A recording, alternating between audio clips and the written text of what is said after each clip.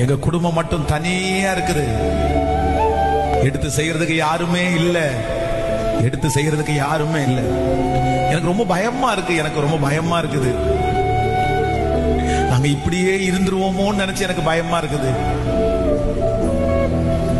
இதுல எல்லாரும் சேர்ந்து என்கிட்ட யாருமே இல்லாததை நினைச்சு என்னை இந்த பிரச்சனையில சிக்க வச்சிருப்பாங்களோன்னு எனக்கு ரொம்ப பயமா இருக்குது. எனக்கு பயமா இருக்குது. ஆனா ஆண்டவர் மட்டும் உங்க பக்கத்துல வந்து நின்னு சொல்றாரு, பராக்கிரமசாலியே, கர்த்தர் உன்னோடு கூட. பராக்கிரமசாலியே, பராக்கிரமசாலியே, கர்த்தர் உங்களை பார்த்துதான் சொல்றாரு. கர்த்தர் உங்களோடு கூட இருக்கிறார். கர்த்தர் உங்களோட கூட இருக்கிறார். அப்பாவை விட பெரியவர் உங்களோட இருக்கிறார். கணவனாரை விட பெரியவர் உங்களோட இருக்கிறார். மனைவியை விட பெரியவர் உங்களோட இருக்கிறார். சொந்தக்காரங்களை விட பெரியவர் உங்களோட இருக்கிறார். நம்புறவங்க கைகளை தட்டி ஆமோதிச்சு, கூட பிறந்த யாருமே அங்கூட இல்ல, சொந்தம் இல்ல, கர்த்தர் இருக்கிறார்.